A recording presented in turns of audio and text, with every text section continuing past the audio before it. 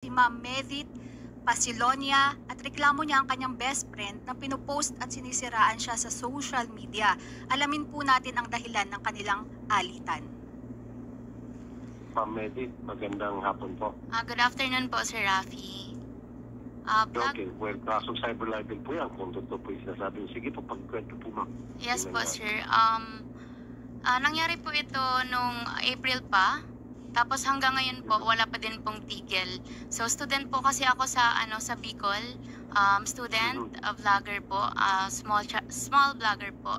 Small content creator. And, yun, nag-start po lahat dun sa best friend ko. Nagkaroon po kami ng misunderstanding. Nung time, Ano po paninira mga ginagawa po sa inyo? kinakalat po yung mga privacy ko, sir.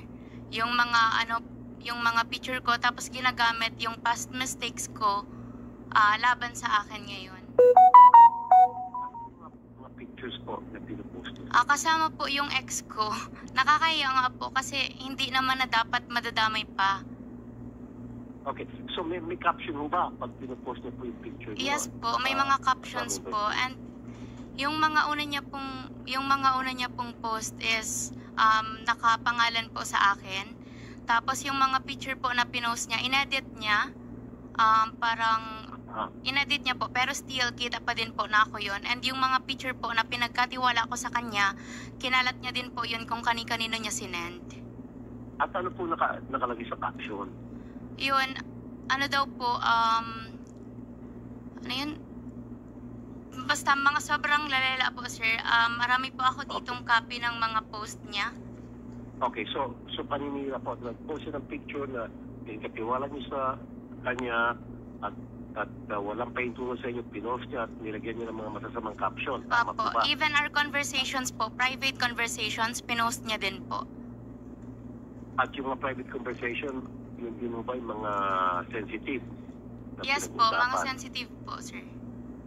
Okay, at yung po yung pinost niya. Yes. Tama-tama, nandiyan si Attorney JV. Attorney JV, Yes pasok po, kayo Idol. sa cyber libel? Idol, pag ang mga ipinost po laban dito kay Ma'am Medit Barcelonia, mga paninira sa kanyang puri, sa kanyang reputasyon at sa kanyang pong pangalan at ginawa po ito online, ito po ay pwedeng magresulta sa pagkakaso po ng tinatawag na cyber libel. Mabigat po yung parusa natin dito. In fact, plus 1 degree po kumpara po sa ordinaryong libel lamang. At doon po, nabanggit din po ni Ma'am Medit na pati ata yung mga conversations nila, private conversations, ibinulgar or inexpose. Yes. Kung etong mga conversations po na ito ay may naglalaman ng mga personal sensitive information, pwede rin pong managot itong kanyang best friend ng malicious disclosure o di kaya unauthorized disclosure na pinaparusahan naman po ng ating Data Privacy Act. Ayun, okay.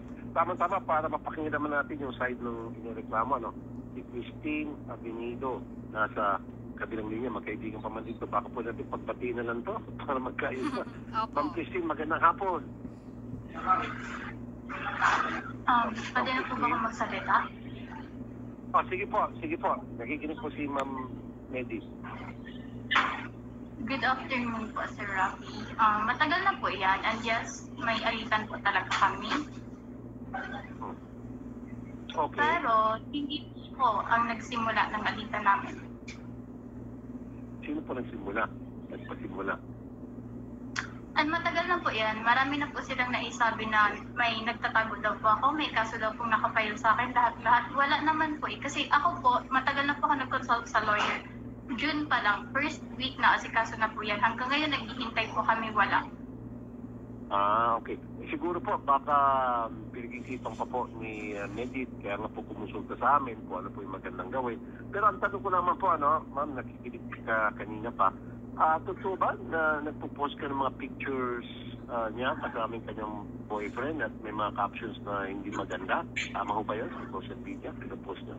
Nag-post po ako admittedly na involved talaga yung name niya, yung about po sa ayaw niyang tulungan kasi charity vlogger po siya. Ayaw niyang tulungan yung batang may hydrocephalus kasi daw po dapat na iba-vlog at nakikita. Okay. Kung ayaw niya pong tulungan ang isang tao, yun po ay karapatan naman niya. Siya po ay masisira doon. So, Huwag mo na po Nagkaroon siguro po kasi ng issue regarding, pero yun lang po ang alam kong, since admin po kasi Excuse ako me ng po, page. Sir Rafi. Sasagutin ko lang din po yung sinasabi niya. Regarding po doon, yung conversation, sobrang linaw po doon na sinabi ko na hindi kaya ng community at hindi ko kaya, especially ako, kasi nag-aaral po ako, hindi ko kaya tumulong ng medical support. Kasi asa naman po ako kikit-kit niyan, tinutulungan din po ako. Linawin ko lang po Tapos po, wait lang. Tapos po, nag-message po sa akin yung nanay na kahit pang grocery lang ibigay ko. So nagpadala po ako ng 500 pesos pang grocery. Tapos yung nanay po, nag-video po siya ng pasasalamat sa akin. Tapos yun na po yung ginawa niyang big deal. And hindi din po nag-start doon ang lahat. Nag-start po doon ang lahat. Sabihin mo ba yung nag-start ang lahat? Nung nakunan ka, 'di ba? Nakunan ka and pinuntahan kita para alagaan ka, para alalayan ka dapat, 'di ba? Tapos, Yan po ako magre-react. Wala pong pag-aalaga nangyayari sa akin. Doon pero sa pumunta ako para alalayan kita. Hindi ka nagsabi na pumunta ako, pero pinuntahan kita kasi mahal kita. Mapatunayan niya, ginawa yun ng boy. O, 'di ba? O sinasabi mo na may ginawa sa akin ng boyfriend mo. Okay, sandali na po. Medyo nauwi na tayo sa sumbatan. Pwede ho ba pagbatiin ko na lang po kayo kaysa magkaswan pa, Miss Christine at Miss Medi? Total, magkaibigan Sa pala akin kayo. po, Sir Rafi, actually, kaya po natagalan talaga po yung pagpunta ko dito. Kasi pinag-iisipan ko po talaga kasi sobrang tagal ng naging pagkakaibigan namin. Diyos ko, 4 years, pinagkatiwala ko sa iyo lahat. Lahat, pati ikaw, iniingatan ko. Alam mo yan, kung gaano kita minahal. Okay. Pinag-iisipan ko po yan, sir, noon. Pero, ilang months na nahimik po ako, hindi ako nag-react. Yung pagpapupunta po sa akin ng paulit-ulit or pagpapa-update po sa akin sa cybercrime. Ma'am, matanong ko sa iyo, kung okay lang po ako magtanong. What will it take para kayo po ay magkapati na makalimutan? Hindi po, sir. Ipapakulong ko po siya kasi marami pong nadamay, sir.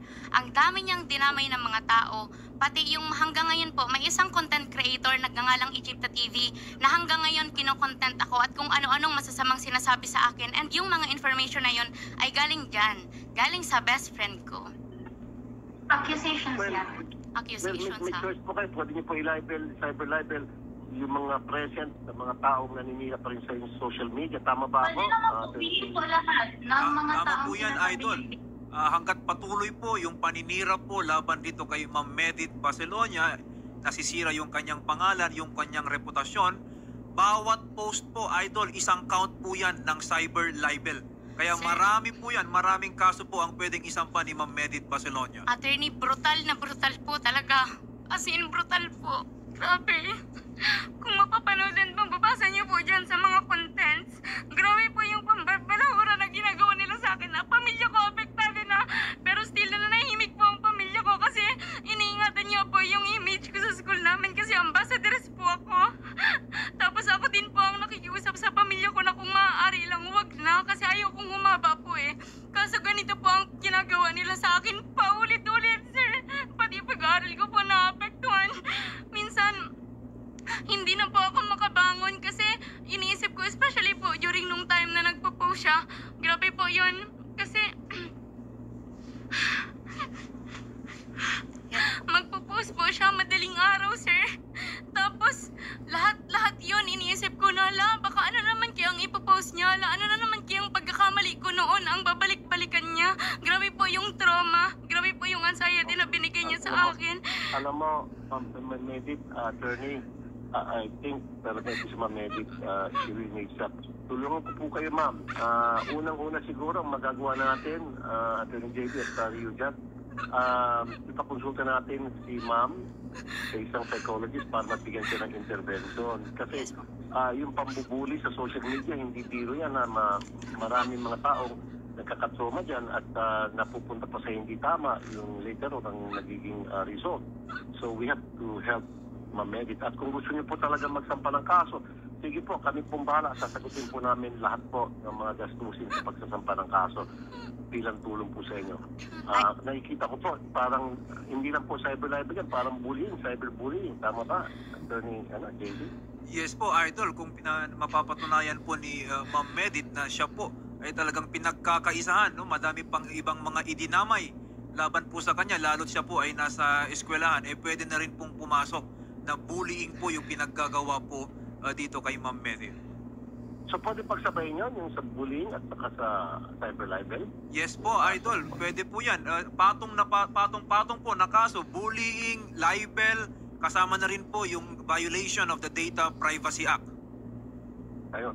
So Miss Christine, kung ako po sa inyo, baka pwede pong pakitigil na muna at pakisabihan po lahat ng mga kaibigan ninyo na nambubuli po kay Ma'am Medit, itigil na po muna dahil babalikan po kayo ng batas at kami po ang mismong tutulong kay Ma'am Medit para siya po makakuha ng hustisya. Nagiginig po kayo, Miss Christine? Ma'am? Hindi ko po yung kasalanan. Opo. Sa akin niya po siyempre, ma'am, sinisisend. Tinan niyo po sa akin, marami po siyang sinasend sa akin. Tapos sabi niya, binibintang niya po sa akin. Ang sa akin naman po, kung ibibinta niya, patunayan niya. And sinabi ko na po matagal sa kanya, kung gusto niya magkaso siya kasi haharapin ko siya sa kahit saan na korte.